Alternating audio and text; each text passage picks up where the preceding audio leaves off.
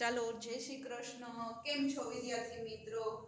આજે ધોરણ 6 હિન્દી જેની અંદર આપણે પાઠ પહેલો ને બીજો તો શીખી ગયા. પહેલું કાવ્ય ઇતની શક્તિ હમે દેના દાતા, જેની અંદર પ્રાર્થના કરી હતી આપણે. જે બીજો હતો પાઠ અનૂઠે ઇન્સાન, જેની અંદર બે એવા વ્યક્તિ, અનૂઠે ઇન્સાન એટલે કે એવા બે વ્યક્તિની વાત કરી છે. અનૂઠે એટલે કે યુનિક અથવા જે બધાય કરતા અલગ તરી આવે એને અનૂઠે ઇન્સાન કહેવાય. એની અંદર બે ની વાત કરી હતી, જેની અંદર એક તો હતા નેપોલિયન, બીજા હતા ગાંધીજી. જે છોકરી હતી જે સાચા દાન, જેની અંદર છોકરીએ ગાંધીજીની સભામાં સાચું દાન કર્યું હતું. તો આજે આપણે પેલો બીજો પૂરો થઈ ગયો, બધાને સમજાઈ ગયો હશે. હવે આજે આપણે ત્રીજો પાઠ છે, જેની અંદર છે આપણે ધોરણ 6 સત્ર બીજો, જેની અંદર હિન્દી વિષયની અંદર ત્રીજો જરા મુસ્કુરાએ. તો જરા મુસ્કુરાએ તો પાઠનું નામ શું છે? ત્રીજા પાઠનું નામ જરા મુસ્કુરાએ. એટલે આપણે એમ ખબર જ પડી જાય કે આ તો તમે ગીત ગાતા છો એમાંય આવે છે, અથવા બોલતા હોય તો ખબર પડી જાય. મુસ્કુરાએ એટલે કે હસવું, થોડુંક હસી લઈએ આપણે. તો આ પાઠનું નામ એવું છે કે થોડુંક હસી લઈએ તો આપણે જીવનમાં હસવું મહત્વ છે. તો આ એક ચુટકુલે પાઠ છે. આખા ચુટકુલે એટલે તમે જોતા હશો, છાપામાં વાંચતા હશો, બુકમાં વાંચતા હશો, અથવા ન્યૂઝપેપરમાં ચુટકુલા આવતા. એ ચુટકુલે એટલે શોર્ટ અથવા નાના, જે એક બે વાક્યના હોય, તમને હસાવી દે. તો આપણે આજે આ પાઠની અંદર હસવાનું છે. બધાએ દિલ ખોલીને, ટેન્શન કોરોનાનું ભૂલી જવાનું છે. કાંઈ પણ ટેન્શન લીધા વગર આ પાઠની અંદર હસતા રહેવાનું છે. તો એની અંદર પહેલા પાઠ સમજીએ, ચુટકુલા સમજીએ પહેલા થોડાક શબ્દો છે જે આપણે જાણી લઈએ. જેની અંદર છે કિરાએદાર. तो किराएदार એટલે તમને ખબર છે, जिसने रहने के लिए घर किराए पर लिया है वो. એટલે કે જે કિરાएदार એટલે કે जिसने એટલે કે જે रहने के लिए घर किराए पर लिया है वो. लिया એટલે કે જે ભાડે રહે છે. આપણે ગુજરાતીમાં કહીએ કે ભાડે રહેતા હોય. ખોપડી. ખોપડી એટલે કે મસ્તક, શીર. ખોપડી એટલે કે આ મસ્તક, આપણું માથું અથવા મસ્તક એટલે મસ્તકને શીર. ખોપડીને હિન્દીમાં મસ્તકને શીર, ગુજરાતીમાં માથું. इस्तेमाल. इस्तेमाल એટલે કે ઉપયોગ. મગ્ન. મગ્ન એટલે કે તલીન. તો આપણે આની અંદર થોડાક પાઠે નાનો છે, શબ્દાર્થી થોડાક છે, તો આપણે આની અંદર હસવાનું વધારે છે. તો આપણે હાલો પાઠ ચુટકલા સમજતા જાય અને હસતા જઈએ. તો જરા મુસ્કુરાએ પાઠ ત્રીજો છે. ઈ ચુટકુલે છે. એમાં ચુટકુલે એટલે કે જે નાના હોય, ચૂટ એટલે નાના ચપટી વગાડતા હોય એવા ચુટકુલે એટલે કે એવા વાક્યો. जीवन में हास्य का बहुत ही महत्व है. जो કીધું છે શું પાઠમાં? જીવન, કે આપણા જીવનમાં હસવું એ ખૂબ જ મહત્વનું છે. હસતા રહેવાનું. અમુકનો હસતો ચહેરો હોય તો સામે મળે તો એ સામેવાળા વ્યક્તિનો પ્રભાવ અલગ થઈ જાય છે. તો હસતો ચહેરો રાખવાથી સામેવાળાનું જીવન બદલી જાય છે. हास्य जीवन के दुख को भुलाकर नई उमंग भर देता है.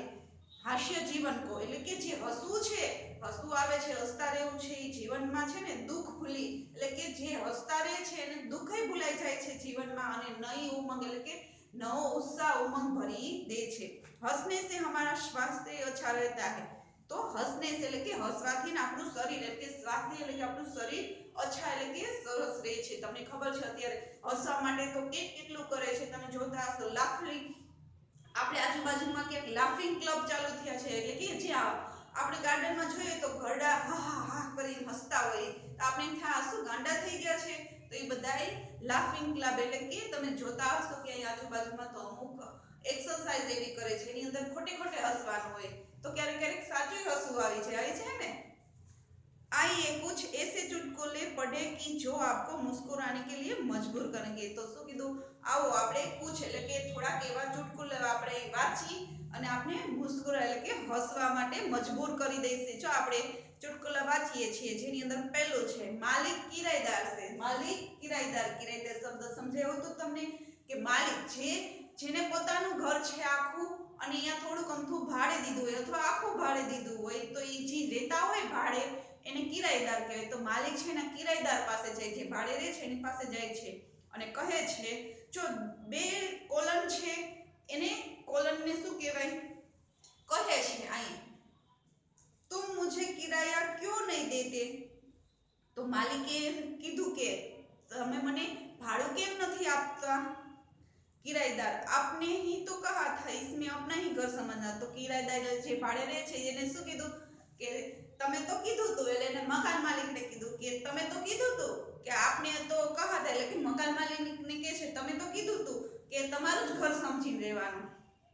ભાઈઓ ને હસવું બધાને એટલે શું કીધું એનું ઘર સમજીને એટલે કે ભાડું થોડુંક દેવાનું હોય. હવે બીજો ચુટકુલો છો કોને કોને હસવું આવે હું જોઉં છું. બીજો છે સોનુ કા સિર ફટ ગયા ડોક્ટર સોનુ સે કહા.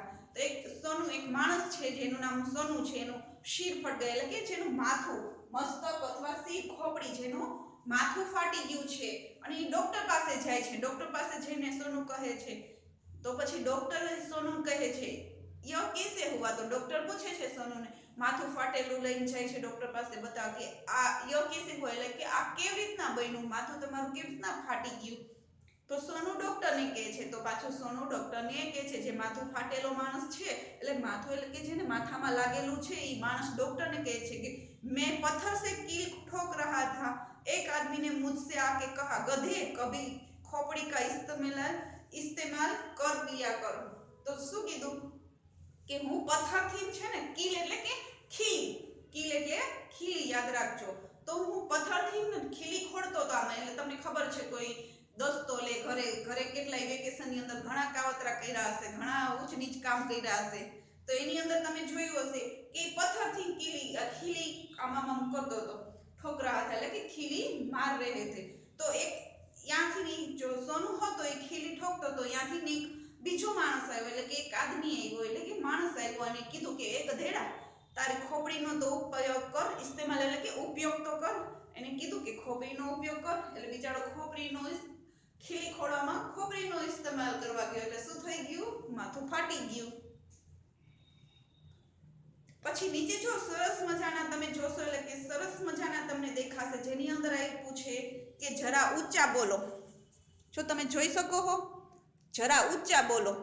તો જરા ઊંચા બોલો એની અંદર છે કે માફ કરે ફોન આવે છે એક છોકરાને કે જરા ઊંચા બોલો એટલે એની અંદર ઊંચા બોલો એટલે તમને દેખાય છે હસવું આવશે ઠેઠ ઊંચા બોલો. ઊંચા બોલવા માટે એને શું કર્યું, માફ કરે અંકલ इसमें ઊંચા હો કર મેં નહીં બોલ सकता. એને બિચારાએ નીચે ટીપા રાખી, એની પર નાની ટીપા, એની પર પાટલો રાખ્યો છે ને જોયું તમે પાટલા ઉપરથી ઊંચા બોલો. ઊંચા બોલો એટલે એનો ઊંધો મિનિંગ લીધું. ઊંચા બોલવાને બદલે ઊંચી જગ્યાએ ચડવા માંડ્યો. ઊંચા એટલે કે થોડુંક જોરથી બોલો. તો આવી આપણી ભાષા છે જેની અંદર બે મિનિંગ નીકળે છે. મોટા અવાજથી બોલો એને બદલે ઊંચા એટલે કે ઉપર ચડવા માંડ્યો બધી વસ્તુનો થડકડો કરીને. તો પછી છેલ્લે કહે છે માફ મહેરબાની કરીને અંકલ હવે મારાથી ઊંચું નથી થવાતું, હવે એનાથી ઊંચું થઈને બોલાતું નથી. પછી એની નીચે જોશો તો એની નીચે જો દેખાય છે કે ડબ્બુ ઇતિહાસ મેં તુમ ફેલ કેસે હો ગયે. જો એક છે કે તું ઇતિહાસમાં કેમ ફેલ થઈ ગયો. ઇતિહાસ એટલે તમને ખબર છે એક સમાજનો સબ્જેક્ટ આવે છે એમાં કેમ ફેલ થઈ ગયો. क्योंकि सभी प्रश्न तो उस समय के पूछे गए थे कि जब मैं पैदा ही नहीं हुआ था. है ने કેવો કે ઇતિહાસ ક્યારે રચાય આપણા પહેલાનો હોય એ જ ઇતિહાસ હોય ને. તો કે હું ત્યારે જન્મય નહોતો તો એ જન્મો નહોતો એ સવાલ મને ક્યાંથી ના આવડે છે ને. સરસ મજાની વાત. તો આપણે જોયું કે કેવા સરસ મજાના છે. તો સામેના પેજે તમારી બુકની અંદર જોશો તો એની અંદર જો એક છે ડાકખાના એટલે શું, જ્યાં તમે જાઓ કે જે તમારે ટપાલ ઘર આપણે ગુજરાતીમાં કહીએ ટપાલ ઘર. મેં ડાકખાને જા રહા હું. તો સામેવાળો વ્યક્તિ શું સમજો કે હું ડાકખાને જા રહા હું. ડાકખાને એટલે કે ટપાલ ઘર જાઉં છું. તો સામેવાળો એમ સમજો કે હી કિતના ભૂખા હે કે કાગજ પત્ર ભી ખા જાતા હે. હે ને આવ્યું ને શું બધાને મજા આવી ને કેવું ચુટકુલું હતું. તો એ કે ડાકખાને એટલે કે પત્ર ખાવા જાય. ઓલો સમજો ટપાલ ઘરને બદલે ડાકખાના. તો આપણી હિન્દી ભાષાની અંદર તમે જોશો તો કેવું સરસ મજાનું હસવું આવે, બે મિનિંગ નીકળે.